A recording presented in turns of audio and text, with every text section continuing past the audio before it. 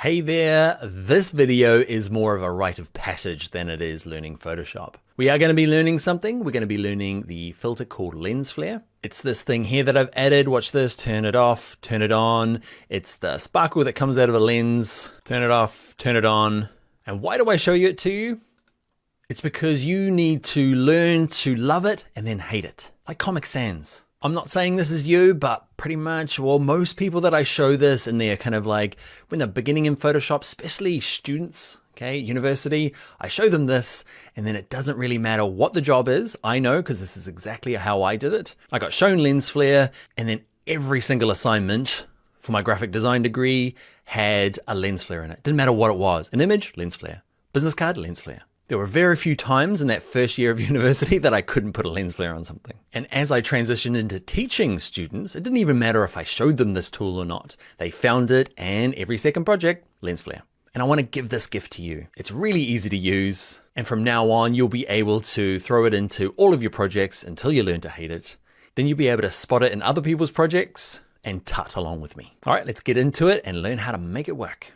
Okay, to create our amazing lens flare, open up two files from that same filters folder we've been working from. It's called Lens Flare 01 and Lens Flare 02. With the layer you want the lens flare on, have it selected in the layers and go up to filter, go down to render and find the magical lens flare.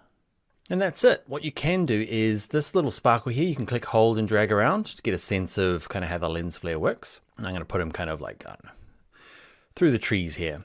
And I'm going to, you can obviously increase the brightness, lower the brightness, make it subtle, but remember, this is lens flare time. We want it to be obvious so everyone knows. Now this is the traditional lens flare. This is the one I see on every first year university design student I've ever taught. You're only allowed to use this one, but then there's these other ones, okay, and they're just different looks, okay, different kinds of lenses react differently. And movie prime.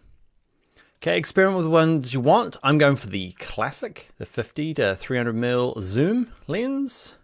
Oh, look at that, magic. And that, my friends, is a lens flare. Now on this option here, okay, this is the one I want you to practice on. See if you can find a good spot for a lens flare. What I want you to do is make sure you find your own pick and stick like 10 lens flares on it, and I want to see them. And remember the rule, 50% of all the work you do for the next year, if you're brand new to Photoshop, needs to have a lens flare put into it. Enough of lens flares, that is going to be the end of filters. Okay, we could go through, there are just so many in here. I could spend the next 10 hours going through every single one of them, but now you've got the kind of understanding of how they work. You can go to the filter gallery to get most of them and get a cool little preview. And then there's lots in here like render and tree.